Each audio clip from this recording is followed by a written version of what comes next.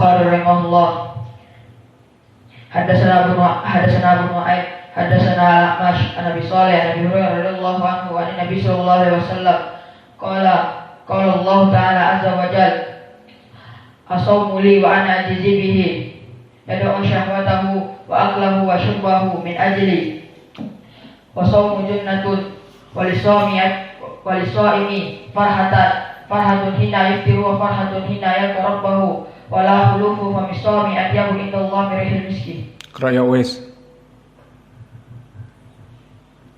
Bismillah qala al-Bukhari rahimahullah hadatsana Abu Nu'aym hadatsana Al-A'mash an Abi Shalih an Abi Hurairah an Nabi sallallahu alaihi wasallam yaqulu Allah azza wa jalla as-sawmu li wa ana ajzi bihi yad'u syahwatahu wa aklahu wa shurbahu min ajli wa-sawmu jannah wa lis-sha'imi farhatun hina yaftiru wa farhatun hina yalqa rabbahu wa la khulufu fa misa'im innallahi marihil miski.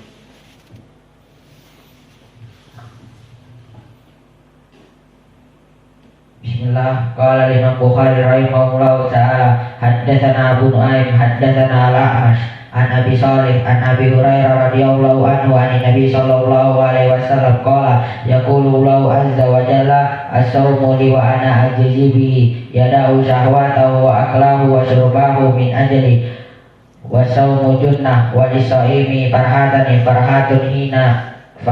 hina yuftiru wa farhatun hina yalqa rabbahu wa la khulufu fa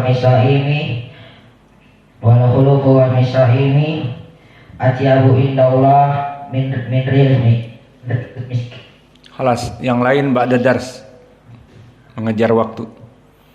Bismillah. Qala al-Imam al-Bukhari rahimahullahu taala haddatsana Abdullah ibnu Muhammad haddatsana Abdur Razzaq akhbarana Ma'marun an Hammam an Abi Hurairah anin Nabi sallallahu alaihi wa ala alihi wasallam qala bainama Ayyubu yagtasilu uryanan kharra alaihi rijlu jaradin min dahabin faja'ala yahsi fi thawbihi fanada rabbuhu ya Ayyub alam akun agnaituk amma tara qala bala ya rabb walakin la ginabi an barakatik.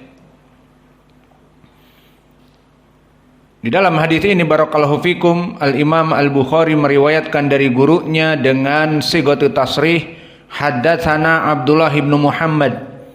Dan Abdullah ibnu Muhammad barakallahu fikum, dia adalah Abu Ja'far Al-Ju'fi Al-Bukhari.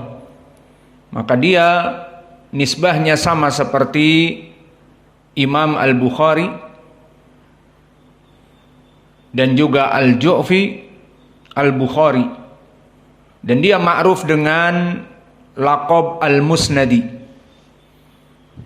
karena dia orang yang pertama membuat musnad di daerahnya, dan dia hidup di tabaqah Al-Ashirah. Maka tabaqah yang ke-10 min kibar al-akhidin min itba'at tabi'in, yang mana mereka tidak pernah melihat kelompok tabi'in. Dan tabaqah yang ke-10 seperti ma'ruf dari masyayikh Al-Imam Al-Bukhari seperti Abul Yaman Al-Hakam Ibnu Nafi' di tabaqah yang ke-10, Yahya Ibni Abdillah Ibni Bukair tabaqah yang ke-10, dan juga Imam Ahmad Ibnu Hanbal dan Musaddad Ibnu Musarhad dan Affan Ibnu Muslim dan yang lainnya. Maka Abdullah Ibnu Muhammad Al-Musnadi dari gurunya Imam Al-Bukhari, dan dia arfa minasiqah. Disebutkan oleh Imam Al-Hakim sumya Al-Musnadi li'annahu awal man jama' al-musnad as-sahabah, dari negerinya, dan dia imamul hadis fi asrihi bila mudafa'ah. Maka dia adalah imam muhaddis di zamannya tanpa lawan. Dan berkata Al-Khalili siqatun mutqinun siqatun muttafaqun alaih. Maka ini pun menunjukkan bahwa dia di atas derajat imam. Dan berkata Ibnu Hibban mutqinan. Maka ini lafaz-lafaz bahwa dia di atas derajat imam, hafalannya sangat kuat. Kemudian meriwayatkan dari Abdur Razzaq, dan Abdur Razzaq di sini adalah Ibnu Hammam As-San'ani. Dan As-San'ani adalah nisbah kepada ibu kota di Yaman sampai this time. Maka ibu kota Yaman Son'a, ibu kota yang dari zaman Doeloe, dari zaman sebelum ada Indonesia, sebelum ada Jakarta, sebelum ada negeri-negeri yang baru, apalagi Malaysia. Malaysia lebih baru dari Indonesia. Indonesia merdeka 45, Malaysia baru merdeka 65, diberikan oleh Inggris kemerdekaannya. Tidak berjuang seperti kita. Alhasil,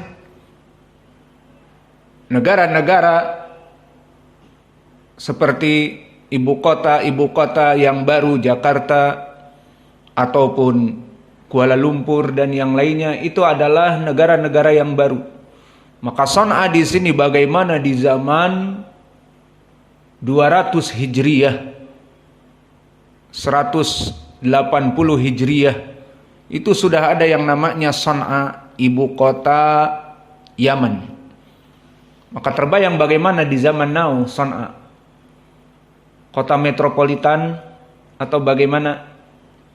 Maka itulah keadaan Son'a di hari ini. Maka Abdur Razzaq barakallahu fikum,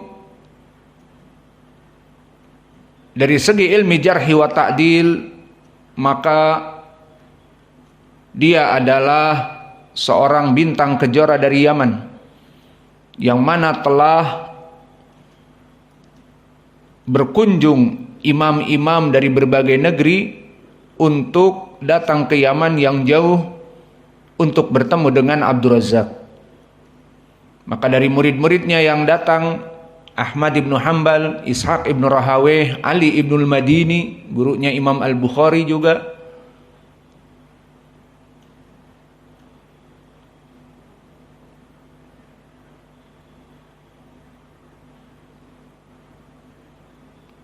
dan dia di atas derajat dari thiqah.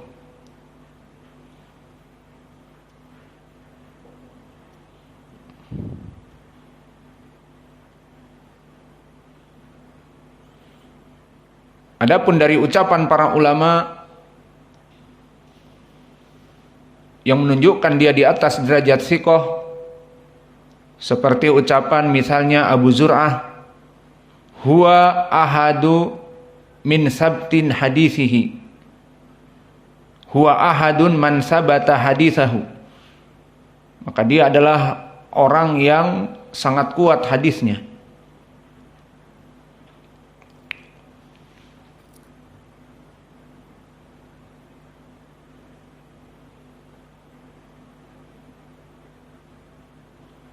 Dan ucapan para ulama yang lain menunjukkan seperti ini kita tinggalkan. Tinggal permasalahan bahwa Imam As-San'ani seperti manusia yang tidak sempurna dengan keimamannya. Maka dia disebutkan oleh Abu Daud, kana Abdur Razzaq yu'ridu bi Muawiyah akhadat tasayyu min Ja'far. Maka Abdur Razzaq dari ucapannya yu'ridu Muawiyah. Siapa Muawiyah? Muawiyah ibnu Abi Sufyan. Dan Muawiyah ibnu Abi Sufyan sangat dibenci oleh kelompok Syiah. Maka akhadat tasayyu min Ja'far. Abdur Razzaq ibnu Hammam As-San'ani mengambil sedikit pemikiran Syiah dari Ja'far, dan yang diinginkan Ja'far ibnu Sulaiman Ad-Dubai, gurunya Abdur Razzaq, yang mana dia akhlaknya sangat baik. Seperti pengakuan Abdur Razzaq, kenapa bisa mengikuti pemikiran Syiah dari gurunya Ja'far ibnu Sulaiman Ad-Dubai, padahal dari segi ilmil hadis Ja'far ibnu Sulaiman Ad-Dubai tidak begitu kuat, hafalannya pas-pasan. Namun apa kata Abdur Razzaq? Ajabani bisumtihi. Maka sumtihi maknanya akhlaknya. Maka dia mempunyai akhlak yang mulia. Maka ini menjadi pendalilan bagi kita ya ibadallah. Kita ini harus mempunyai akhlak yang mulia. Karena akhlak yang mulia itu yang menyebabkan orang duduk dengan kita. Dan orang belajar dengan kita. Maka akhlak yang mulia ini dijadikan senjata oleh kelompok-kelompok yang salah jalan. Kelompok-kelompok ahlul bid'ah, di saat dia akhlaknya mulia, berapa menjebak dan berapa menipu dari kaum muslimin kepada jalannya yang sesat. Maka dari kelompok ahlul bid'ah, mubtadi' walakin du khuluqin, maka lebih menyesatkan manusia. Dengan akhlaknya yang baik, mudah tersenyum, apa yang bisa saya bantu, dan sebagainya, namun akidahnya rusak, namun manhajnya salah. Tapi karena akhlaknya mulia, banyak orang yang silau dengan akhlaknya. Maka kita ahli sunnah wal jamaah yang manhaj kita benar, akidah kita benar, dan ilmu kita mengikuti Al-Quran dan sunnah sesuai pemahaman para sahabat, tabi'i dan itba'u tabi'i yang mengikuti Nabi, maka kita di jalan yang hak ini lebih berhak untuk mereka kelompok-kelompok yang salah jalan dalam berdakwah dengan akhlak mulia. Maka disayangkan dari dai-dai yang notabene ahli sunnah kemudian arogan, kemudian sombong, kemudian merasa diri best of the best, dan memandang dari para saudara-saudaranya ahli sunnah hanya bagaikan insekta, bagaikan serangga yang kecil dan hanya sekali tepuk sudah mati. Maka disayangkan dai-dai ahli sunnah yang mempunyai sifat-sifat yang buruk, maka yunafir dakwah dikarenakan akhlaknya yang buruk.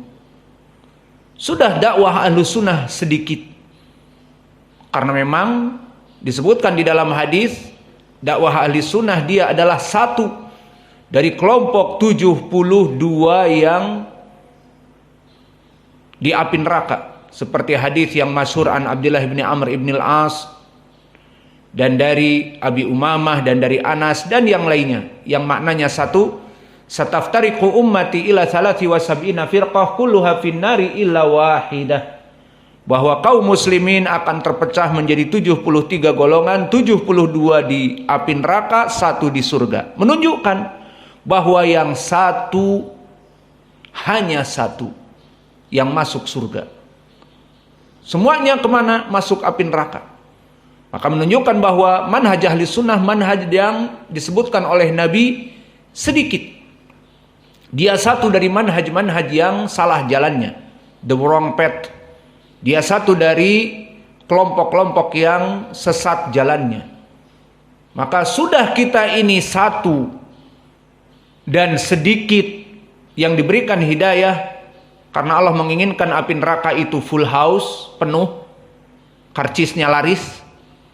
Maka sudah sedikit, ditambah lagi dai-nya arogan, ditambah lagi dai-nya sombong, ditambah lagi dari dai-nya troublemaker, tukang membuat masalah dengan dai-dai yang lain tanpa sebab misalnya.